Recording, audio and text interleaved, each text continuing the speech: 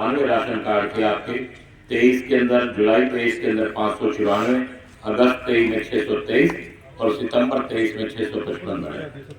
वही जो अपने आप राशन कार्ड बन के है, जो मुख्यमंत्री की एक स्कीम थी कि पोर्टल बनाया गया, आप अपने सभी कागजात जमा कराइए, उसके बाद समय तय आपके राशन कार्ड बनकर आपके घर में पहुंचेंगे।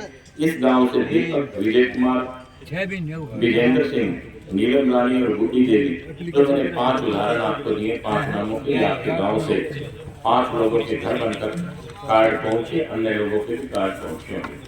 वही मैं आपको बताना चाहूंगा कि पेंशन के मामले में बुढ़ापा पेंशन के 399 लोग आपके गांव में, दिव्यांग अपाहिज पेंशन 36 लोगों की, विधवा पेंशन 195 लोगों की। ऐसे बच्चे जिनके माँ बाप प्रभु के चरणों में लीन हो गए 46 बच्चे ऐसे हैं। और लाडली पेंशन आपके गांव में 2 बच्चों को मिली है।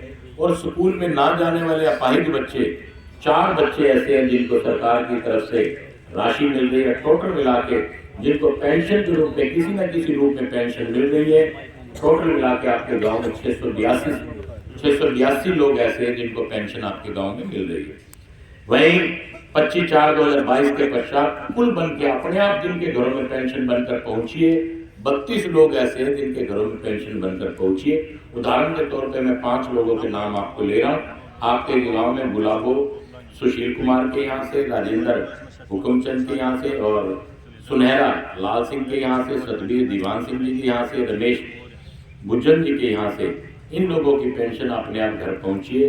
वही आयुष्मान कार्ड और चिरायु कार्ड, ये दोनों कार्ड ऐसे हैं जो एक मुख्यमंत्री जी के द्वारा चलाया गया और एक कार्ड देश के प्रधानमंत्री जी के द्वारा चलाया गया, जिसके अंदर आप ये कह सकते हैं ऐसे गरीब व्यक्ति जो पैसे की वजह से इलाज नहीं करवा पाते या अपनों का साथ छोड़कर उस परपिता परमात्मा के चरणों में चले जाते हैं पैसे की कमी की वजह से। इस बारे में हमारे देश के प्रधानमंत्री और माननीय मुख्यमंत्री ने सोचने का काम किया और वहीं पर ऐसे आयुष्मान कार्ड और चिरायु कार्ड के निर्माण किया गया जिससे इसका फायदा मिला।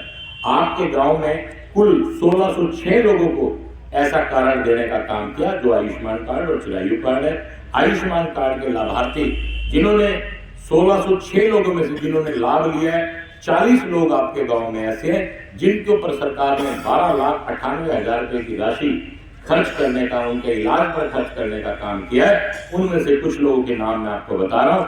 सत्यवान है जी बिगराज जी का, जिसके ऊपर सरकार ने 1,52,520 रुपए की राशि खर्च इसके इलाज पर सरकार ने की है। और इतना बड़ा अमाउंट तो कोई बड़ी ही बीमारी होगी तभी ऐसा इलाज में खर्चा आया। छोटे मोटे कई खर्चे जो उनके भारत सरकार ने कोई विवरण नहीं दिया। रमेश कुमार जी हैं बलराज सिंह के, इनके इलाज पे 1,13,360 रुपए का खर्चा हुआ। इसी प्रकार से बनारसो प्रेमदास जी का, जिस पर 97,000 रुपए की राशि सरकार ने खर्च की। शांति चंदगी राम की यहाँ से, जिस पे 89,750 रुपए की राशि खर्च की गई। जयवीर प्रीत सिंह का, जिस पर 88,550 रुपए की राशि सरकार ने इनके इलाज पर राशि खर्च की है। आप ये मान के चलिए इन लोगों के पास पैसे की कमी की वजह से शायद ये अपने इलाज को अच्छे ढंग से ना करवा पाते। सरकार ने अपनी तरफ से इनका इलाज करवाने का काम किया, क्योंकि सरकार की एक सोच है शिक्षा और स्वास्थ्य पर सरकार पूर्ण रूप से बिल्कुल सीरियस इस मामले में है कि वो ये चाहती है कि बीमारी का इलाज अच्छे ढंग से होना चाहिए और शिक्षा की तरफ सरकार पूर्ण रूप से काम करने का प्रयास कर रही है।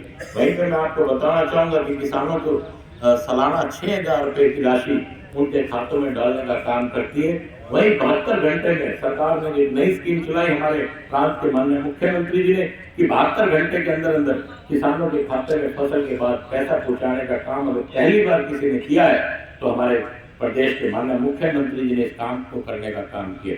वहीं आप देख रहे हैं कि हेल्थ की स्वास्थ्य योजनाओं को लेकर जहां हमारे मुख्यमंत्री जी बड़े सीरियस होकर इस मैटर को ले रहे हैं, वहीं पर माननीय अनिल विज जी भी इस मामले में लगातार लगे हुए। वहीं हम आपको बताना चाहेंगे कि जिस प्रकार से आपका 1 नवंबर से जो 2750 रुपए आपको पेंशन मिलती थी, अब 1 नवंबर से वो पेंशन 3,000 रुपए के 3,000 रुपये के हिसाब से आपके खातों में आने का काम करेगी।